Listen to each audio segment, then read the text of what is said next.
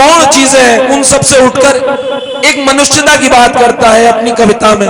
मैं आपकी जोरदार तालियों की अगुवाई में बिहार से आए, बिहार चूंकि मां सीता की नगरी है, हम लोग हमारे समधियों का स्वागत ऐसे नहीं करेंगे, हम अयोध्या वाले, हम राम वाले, समाजवादी पार्टी वाले, और राम किसी भाजपा के या सपा के या बसपा की बपोती नहीं है, राम हमारे हैं, राम हर भारतीय के हैं। इस बात पे आपकी तालियां कमजोर थी, लेकिन अब वो कमजोरी भी दूर हो गई जैसे उस पुलिस वाली की हो गई थी। एक बार जोरदार तालियों से आवाज लगाइए।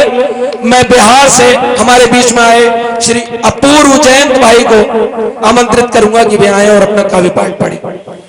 मां गंगा के तटों, नालंदा के प्रांगण और गुरु गोविंद सिंह की तलवार की जमीन बिहार की तरफ से बीसलपुर की इस पावन वसुंधरा को सलाम पेश कर रहा हूं, स्वीकार करें। मेरा नाम आने के बाद अलग अलग प्रकार से लिया गया। अपूर्व विक्रम शाह, एक बहुत इस मंच की सबसे छोटी कलम हूं, सबसे कम अनुभव, केवल इतनी सी एक उपलब्धि है। मैंने 3 बार अमिताभ बच्चन साहब के साथ कविताएं पढ़ी हैं, परंतु मायने बात ये रखती है कि इस देश का हर वो व्यक्ति जिस तक देश प्रेम पहुंचना चाहिए उसे पहुंचाया जाए, और ये काम हमारे सब बड़े यहाँ पे आदरणीय व्याख्या मिश्रा जी बैठी हैं, तो ये मंच अपने आप में एक उनकी पावन उपस्थिति है। यहाँ मध्यम भैया बैठे हैं, आप सबकी इजाजत चाहता हूँ। स्वागत है भाई। 6 पंक्तियां अपना परिचय आपके समक्ष रख रहा हूं, और इन 6 पंक्तियों पर आप मुझे सूचित कर दीजिएगा कि बीसलपुर अब इस लहजे को भी सुनने के लिए तैयार है। हास्य की भाषा नहीं लिखी है, ना ही गजल सुनाता हूं। क्या बात है। कविता लिखनी नहीं है आती, ये सच्चाई मैं मान रहा हूं। हास्य की भाषा नहीं लिखी है, ना ही गजल सुनाता हूं। कविता लिखनी नहीं है आती, चीखे लिखते जाता हूं। देश मेरा जल रहा है, आग लगी है सीने में। हुक्मरान सब व्यस्त के हैं खून गरीब का पीने में। तो हिंदूवाद या इस्लाम का पक्ष नहीं मैं लाया हूं। घायल भारत चीख रहा है, चीख सुनाने आया हूं। घायल भारत चीख रहा है, चीख सुनाने आया हूं। सबसे छोटा काव्य पाठ करूंगा, केवल 5 मिनट आपके बीच हूं, और इस 5 मिनट के बाद अगर आप मोबाइल अपने साथ लाए हो, इस जगह का तापमान देखिएगा 10 डिग्री उठ नहीं गया, तो यहां से उतरने के बाद मुझे बताया जाए कि तुम क्या कर रहे थे और क्या कह के चले गए। घायल कब होता है हमारा देश, हमारा भारत केवल सीमाओं पर घायल नहीं होता, जब मंदिर मस्जिद के नाम पर हथियार उठाया जाता है, या दुधमुहों को भी हवस का शिकार बनाया जाता है। बहुत अच्छे। जब मठों के मठाधीश भी क्रोध में आने लगते हैं, या मौलाना बारूदी पैगाम सुनाने लगते हैं, जब शाहरुख खान के बेटे को सजा कड़ी दी जाती है और अडानी पोर्ट की बात नहीं की जाती है, पेट्रोल की कीमत चढ़ते चढ़ते छूले आसमान को, या लखीमपुर में सत्ता ने जब रौन दिया किसान को, न्यूज चैनलों ने भी जब जब राग दरबारी सीखा है, तब तब भारत जख्मी होकर मेरे जरिए चीखा है। क्या बात है, क्या बात है, बहुत अच्छे, अच्छी बात है। तब भारत जख्मी होकर मेरे जरिए चीखा है। जब मैं कहता हूं, इसका मतलब ये पूरा आदमी कुनबा होता है। और आप लोग यहाँ लाल टोपियां पहन के बैठे हो, कुछ लोग सीने में कमल का फूल उगाए बैठे हो, कुछ देर के लिए अपनी पार्टियों को एक तरफ रखिएगा। मैं हरिओम पवार साहब को सुनते आया हूं कि कविताएं कभी भी सियासत का समर्थन नहीं करती हैं। जिस दिन कविता सत्ता के समर्थन में उतर आती है, उस दिन या तो कविता मरती है या सरकार गिरती है। तो राजनीतिक लोग यहाँ बैठे हैं, मुझसे ये उम्मीद मत रखिएगा कि कविताएं शायद आपको पसंद आए, क्योंकि साहित्य और अदब का काम है केवल और केवल देश की सेवा। हमारी विचारधाराएं अलग हो सकती हैं, मंच पर मेरे बड़े लोग बैठे, उनकी और मेरी विचारधाराएं अलग हो सकती हैं, परंतु लक्ष्य एक है, अटल, अखंड, अद्भुत, अद्वितीय हिंदुस्तान। और जिस हिंदुस्तान की मैं बात कर रहा हूं, मेरे लिए कोई राम, रहीम, रसूल, विलियम या हरदीप नहीं है। मैं उनको शब्द चढ़ाता हूं। हिंद जिनकी जान था, याद कीजिएगा 47 से पहले का दौर। मैं उनको शब्द चढ़ाता हूं। हिंद जिनकी जान था, नाम हिंदुस्तानी जिनका मजहब हिंदुस्तान था। रक्त से रंगते थे धरती को अरियों की ललकार पर, जय हिंद का नारा सदा लिखा था जेलों की दीवार पर।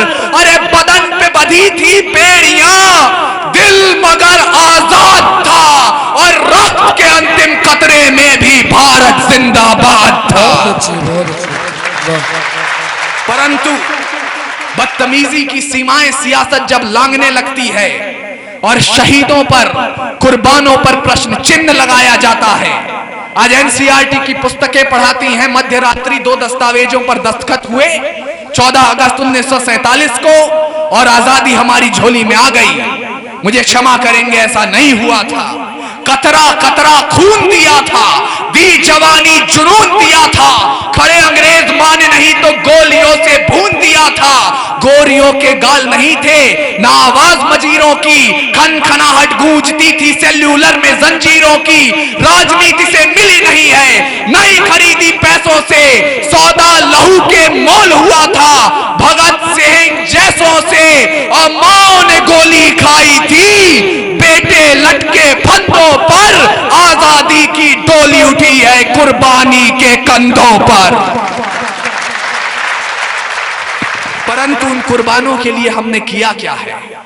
जिन सीनों ने यह ना पूछा गोली का अंजाम क्या है, राम क्या, रहीम क्या, हिंदुत्व क्या, इस्लाम क्या है। सपना केवल एक देखा मुस्कुराता सा परिवेश दिखे, वो देख सके ना इसे मगर आजाद भारत देश दिखे। जिस बिस्मिल की गजल ने तिरंगा ख्वाब दिखाया है, उस बिस्मिल की बहन से हमने बर्तन तक मजवाया है। इस देश में मुमकिन हुआ ये। पुनः मुझे मन दीजिएगा 6 पंक्तियां फिर से अपना परिचय आपके समक्ष रख रहा हूं, और आप आदेशित करेंगे तो 2 मिनट और आपके समक्ष रहूंगा, वरना इनके हुक्म का सम्मान करते हुए बैठ जाऊंगा।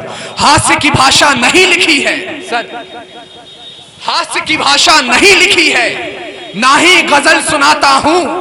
कविता लिखनी नहीं है आती, चीखें लिखते जाता हूं।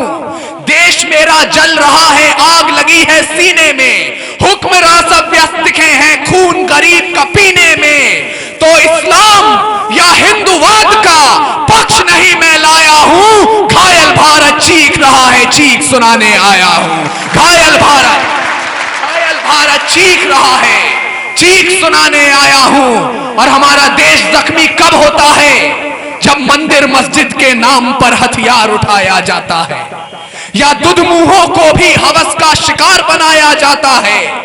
जब राजमहल से ज्यादा इंपॉर्टेंट जो चीज बनने लगती है उसको हम क्या कहते हैं? घोड़ी। जब मंदिर मस्जिद के नाम पर हथियार उठाया जाता है, या दुधमुहों को भी हवस का शिकार बनाया जाता है। जब अदालतों के चक्कर लेते घिसती बूढ़ी लाठी है, दफ्तरों ने पेंशनों में हिस्सेदारी काटी है। जब शाहरुख खान के बेटे को सजा कड़ी दी जाती है और अडानी पोर्ट की बात नहीं की जाती है। पेट्रोल की कीमत चढ़ते चढ़ते छूले आसमान को, या लखीमपुर में सत्ता ने जब रौंद दिया किसान को। न्यूज चैनलों ने भी जब जब राग दरबारी सीखा है, तब तब भारत जख्मी होकर मेरे जरिए चीखा है। तब भारत जख्मी होकर मेरे जरिए चीखा है। मैं अंतिम पंक्तियां, एक संकल्प आप सभी से चाहता हूं और विदाई लेता हूं।